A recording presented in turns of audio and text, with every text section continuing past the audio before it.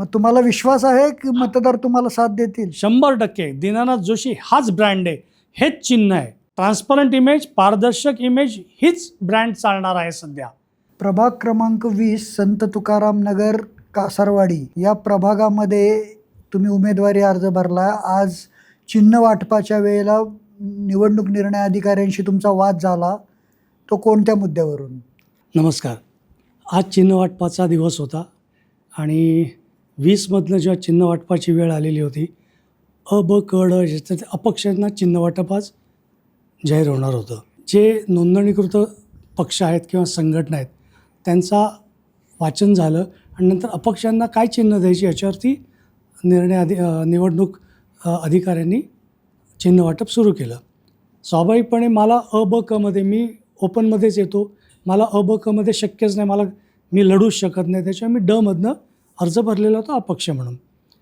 मी चिन्ह दिलेले होते गॅस सिलेंडर 1 नंबरला, 2 नंबरला कब्बशी होती आणि 3 नंबरला शिट्टी होती. निवडणूक आयोगाच्या नियमांप्रमाणे नियमावली आपल्याकडे नाही देत, ते म्हणतात तुम्ही ऑनलाईन अभ्यासायची असते किंवा उमेदवारांचं कर्तव्य त्यांनी ती माहिती घ्यायची असते. आता 1 महिन्याच्या कालावधीमध्ये काय काय गोष्टी करायच्या याच्यात ह्या गोष्टी या निश्चितपणे आमचाही कानाडोळ होऊ शकतो, पण ती माहिती आम्हाला दिली गेली नाही. त्यांनी काय केलं की 1 नंबरच्या मागासवर्गीय समाजाच्या जो रिझर्व वॉर्ड होता, SC वॉर्ड होता, त्या वॉर्डमध्ये त्यांनी कब्बशी आणि शिट्टी अनुक्रमे 2 तिकीटं जाहीर केली, 2 चिन्हांचं वाटप केलं. त्याच्यात पण 4-5 उमेदवार होते. ह्या 2 जणांना ही चिन्ह देऊन बाकीच्यांची काय असतील ती वेगवेगळी मिळाली. मध्ये ब आणि मध्ये पण त्यांनी त्याच्या ही 2 चिन्ह सोडून किंवा ही 3 चिन्ह सोडून उरलेली त्यांना द्यायला लागले. म्हणजे याचा अर्थ आहे की गटावर एक चिन्ह दिलेलं नाही आहे. 4 गट आहेत, 4 गटांवरती त्यांनी एक चिन्ह कब्बशी अ गटात घेऊ शकतो अपक्ष, ब गटात पण अपक्ष घेऊ शकतो, क गटात पण घेऊ शकतो आणि गटात पण घेऊ शकतो.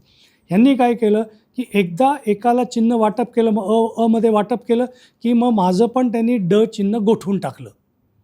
माझं डमधलं जे कब्बशी होतं ते गोठवलं आणि त्यांनी नियमाचा मला एक नियम दाखवला. मी 3 चिन्ह लिहिली होती. माझी 3ही चिन्ह स्वाभाविकपणे या अबकमधल्या अपक्ष लोकांच्या मागण्यांनुसार माझी 3ही चिन्ह गोठवली गेली. तुम्ही मला सांगा, मग माझी जर का माझ्या इच्छेप्रमाणे मला जो अधिकार देईल त्या अधिकाराप्रमाणे ही 3 चिन्ह दिलेली होती आणि ती 3ही समजा तुमच्या नियमाप्रमाणे गोठवली, तर मग मला मुभा देणं भाग होतं त्यांना की उरलेली जी काय 140-45 चिन्ह शिल्लक आहेत त्यातली परत मी अनुक्रमांकाप्रमाणे माझ्या पसंतीची 3 चिन्ह देईन, त्यातनं मग मला तुम्ही 1 चिन्ह द्या. ते म्हणले तसं तुम्हाला तेही मिळणार नाही, आता आम्ही जे सांगू तेच तुम्हाला घ्यावं लागेल. ही बळजबरी झाली. म्हणजे याच्यात माझा अधिकार डावलला गेला. म्हणजे तुम्ही नियम काय दाखवताय त्या नियमावर बोट ठेवून माझा जो अधिकार होता ऐच्छिक चिन्हांचा तो पूर्णपणे डावलला. कारण तुम्ही दिलेले चिन्ह मग तुम्ही मला उद्या वेगळंच काहीतरी अवजड असं लोक काय करतात, उमेदवार हलकं फुलकं चिन्ह घेतात की जे पसरवायला लोकांच्यापर्यंत पोचवायला सोपं जातं, एक सर्वसाधारण सर्वांच्यामध्ये कॉमन असतं असं चिन्ह लोक घेतात. तुमच्या 1, 2, 3, 4 अनुक्रमांकानुसार सगळे अवघड गोष्टींची चिन्ह आहेत. मग ती जर का तुम्ही आमच्या माथी मारलीत तर आता उरलेल्या 10-12 दिवसात आम्ही हे चिन्ह कसं पसरवायचं, न्यायचं कसं लोकांच्यापर्यंत, सोपं नसतं ना. म्हणून मी आक्षेप घेतला की माझं जर का 3 मी तुम्हाला 1, 2, 3 जर का दिले आणि 3ही तुम्ही जर का चिन्ह वाटली आणि गोठवली तर मग मला एक संधी द्या. आणि मी एकटाच शिल्लक राहिलेलो होतो, मध्ये मी एकटाच अपक्ष आहे. मग त्यांनी मला माझ्या इच्छेप्रमाणे उरलेल्या 30-40 मधल्या चिन्हांमधलं 1-2 चिन्ह मला सिलेक्ट करून की बाबा ही चिन्ह आता मी घेतो आहे, तुम्ही ह्याच्यातली ही चिन्ह 2-3 देतो आहे, आता ह्याच्यातलं मला एक द्या, असं त्यांनी मला देणं गरजेचं होतं. कारण तो माझा अधिकार होता. आता माझ्यावर हे चिन्ह लादलं आहे निवडणूक आयोगाने. कुठलं चिन्ह मिळालं आपल्याला? मला एअर कंडिशनर मिळालेलं आहे. तुम्ही मला सांगा, मी कब्बशी, शिट्टी किंवा पतंग असेल किंवा असे पेन अशी छोट्या वस्तू घेणं आणि त्या लोकांच्यापर्यंत पोहोचणं हे कॉमन असतं, स्वाभाविक असतं.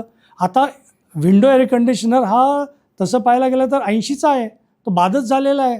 नशीब चूल दिली नाही मला. तुम्ही या संदर्भात तक्रार केली आहे का? मी तक्रार केली त्यांना, मी लेखी दिलं. मी त्यांच्याशी मी भांडलो नाही, पण मी निश्चितपणे माझी बाजू त्यांच्याशी मांडायचा खूप प्रयत्न केला. मी आज त्यांना एक तक्रार अर्ज दिलेला आहे आणि म्हटलं मला या 24 तासात याचं उत्तर दिलं पाहिजे. मला प्रचाराला दिवस कमी आहेत. कारण सर्वच निवडणूक प्रक्रिया जी पहिल्या दिवसापासून निवडणूक पिंपरी चिंचवडची किंवा महाराष्ट्रातली चालू आहे ही अतिशय संशयास्पद चालू आहे. निवडणूक नकाशाप्रमाणे निवडणूक याद्या नाही आहेत. प्रारूप नकाशे किंवा अंतिम नकाशे जे प्रभागाचे आहेत त्याप्रमाणे निश्चितपणे याद्या तशा मतदार याद्या नाही आहेत. उदाहरण माझ्याच प्रभागाचं देतो. नकाशाप्रमाणे मी जिथे राहतो ते घर प्रभाग 20मध्ये येतं आणि माझं मतदान प्रभाग 9मध्ये आहे. तरी आम्ही मान्य केलं, ठीक आहे चला आपल्याला निवडणूक लढवता येते, सोडून देऊ हा विषय. म्हणजे प्रत्येक ठिकाणी निवडणूक आयोगाची अरेरावीच चाललेली आहे. आम्ही म्हणू ते तुम्हाला अधिकार नाही, हे कसं शक्य आहे? समजा तुमच्या अर्जावर यांनी काही उत्तर दिलं नाही तर तुमची पुढची भूमिका काय असेल? मला न्यायालयीन गोष्ट न्यायालयाशिवाय पर्याय नाही आहे. पण तोपर्यंत 5-7 दिवस निघून जात आहेत. निवडणूक प्रक्रिया सुरू आहे, थांबवणार नाहीत ते. म्हणजे मला जर का याच्यावर काही ॲक्शन घ्यायची असेल तर ती निवडणुकीनंतरच घ्यावी लागणार आहे. ही निवडणूक प्रक्रिया पण मला ती घेणार मी 100% घेणार. कारण माझ्यावर हा अन्याय होतो आहे. मी एकटाच उमेदवार अपक्ष तिथे शिल्लक राहिलेलो होतो. तुमच्याकडे 140 चिन्ह शिल्लक होती. एवढा मोठा चार्ट येतो 140. मला एक सांगा तुम्ही, समजा अ ब क मध्ये अपक्ष 150 लोक असते, समजा असते, तर तुम्ही मला बिगर चिन्हाची निवडणूक लढवायला सांगितलं असतं का हो? तुम्ही म्हटलं असतात का आता आमच्याकडची चिन्ह संपली, बिगर चिन्हाची लढवा? होऊ शकेल का असं? नाही होऊ शकणार ना. मग कसं काय तुम्ही मला तुमची बळजबरी करताय की नाही आता आमच्या अनुक्रमांकानुसार हेच तुम्हाला चिन्ह घ्यावे लागेल म्हणून? म्हणजे तुम्ही दोन्हीकडनंही तुमचीच बाजू मांडताय. एक उमेदवार म्हणून माझा अधिकार कुठेच तुम्ही विचारात घेत नाही आहे. ही अरेरावीच झाली ना एक प्रकारची. हे कुणाच्या सांगण्यावरून होत आहे असं तुम्हाला वाटतं? छाननीच्या वेळेला सुद्धा माझ्याच एकट्याचा अर्ज 2 वेळा तपासला गेला. ही पण वस्तू सगळे इन कॅमेरा आहे, सगळे रेकॉर्ड्स काढून बघा. बाकी सगळ्यांचे नुसते टिक मार्क पात्र ओके, यांचा ग्राह्य आहे इथपर्यंत झालं. त्याहीबद्दल मला काही नाही. तुम्ही अजून एकदा चेक करा. माझं तर म्हणणं आहे तुम्ही सगळ्याच गोष्टी खरंच चांगल्या करा. माझं जसं तपासताना सगळ्यांचं तपासा. त्याही वेळेला मी एक मुद्दा मांडला होता अनधिकृत बांधकामांचा. त्याही वेळेला मला अधिकाऱ्यांनी, मुख्य निवडणूक अधिकारी जे आहेत तह प्रभागाचे, त्यांनी पण मला हेच उत्तर दिलं की शपथपत्र दिले त्याची सत्यता आम्ही तपासणार नाही. जे उमेदवारांनी दिले ते आम्ही ग्राह्य मांडणार आणि पुढे जाणार. तुम्हाला काय ऑब्जेक्शन असेल तर तुम्ही निवडणुकीत कोर्टात जावा, सरळ असं ब्लंटली उत्तर दिलं. म्हणजे एक GR असा येतो निवडणूक आयोगाचा की अनधिकृत बांधकामांची जी उमेदवारांची नातलगांची वगैरे असतील ते तुम्ही बाद करून टाकायचे आणि इकडे मला हे उत्तर मिळते. कसं चालायचं? ही लोकशाही आहे का? हे संविधान आहे का? ह्याचा निवडणूक आयोगाने पण विचार केला पाहिजे. माझा अधिकार होता. आज मी एकटाच उमेदवार अपक्ष होतो. जर का मी कब्बशी दिले तर मला कब्बशी देणं भागच होतं त्यांनी. कारण ड मध्ये कोणाची नाही आहे ना कब्बशी, अ मध्ये असेल. आमचं काही पॅनल आहे का? नाही आहे ना. आम्ही काही एका कुठल्या संघटनेच्या किंवा कुठल्या पक्ष तर नाहीच, पण असं काही एकत्रित लढतो आहे का? नाही. अचा कॅटेगरी वेगळी, ब महिलांची वेगळी, क महिलांची वेगळी, ड ची वेगळी. मला देण्यात काय चूक, त्यांना काय हरकत होती मला समजतच नाही आहे. म्हणजे मग त्यांनी एक काम करायला पाहिजे होतं की आमचे ऐच्छिक अनुक्रम लिहायलाच त्यांनी बंदी करायला पाहिजे होती आणि मग लॉटरीच काढून टाकायची ना. 25 लोक आलेत ना अपक्ष अबकडाचे, 25 चिन्ह टाकायची त्या बाटलीमध्ये, घराघरा फिरवायची, प्रत्येकाची एकेकाची नाव काढताना उचलायचं त्याचे ते चिन्ह. कशाला क्रम देत आहे? मग माझं काय म्हणणं आहे, जसं तुम्ही अ ब कडं क्रम दिलात ना, ठीक आहे चला, मग तुम्ही ड पासून का नाही दिलात? ड क ब अ का नाही दिलात? ड असता तर माझाच 100% कब्बशी असती की नाही? म्हणजे मी ओपनमध्ये आहे, हा माझ्यावर अन्याय नाही आहे का? 2 महिलांची आणि 1 राखीव जागेचं अ गट जो आहे हा गट तुम्ही वरती घेतलात. मला नाही का माझा अधिकार? माझ्या ओपन गटाला तुम्ही मला दाबताय, आज माझ्यावर तुम्ही अन्याय करताय असं माझं स्पष्ट मत आहे.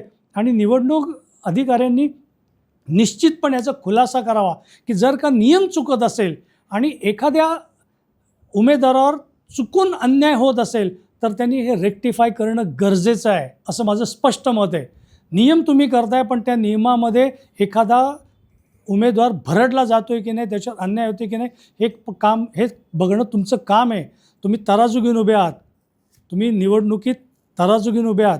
तर या अन्यायाविरुद्ध तुम्ही निवडणुकीनंतर न्यायालयात जाणार आहात, पण जाणारच. त्यापूर्वी तुम्हाला निवडणुकीला सामोरं जायचंय. हो, आता हे चिन्ह तुम्ही मतदारांपर्यंत कसं पोहोचवणार आणि मतदार ते ऍक्सेप्ट करणार का? अवघडच आहे ना. पण आता कसं आहे, आता मी दीनानाथ जोशी या नावावर चाललेलो होतो. माझं काय चिन्ह येईल हे लोकांनाही सांगितलेलं होतं, जे येईल ते येईल. मी प्रयत्न करतो हे मिळेल ते मिळेल, पण मी अजून पत्रकसुद्धा काढलेलं नाही आहे.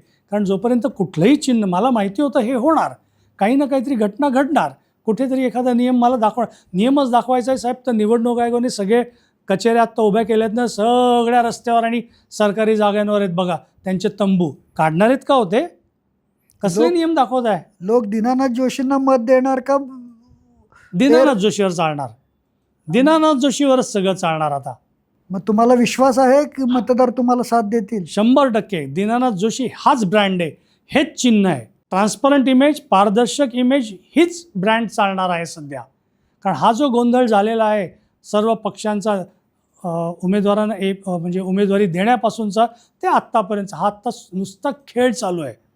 मतदार हा पूर्णपणे कंटाळलेला आहे, पूर्णपणे कंटाळलेला आहे. आणि तो आता फक्त आणि फक्त इमेजवर जाणार. जिथे शक्य आहे तिथे इमेजच चालणार.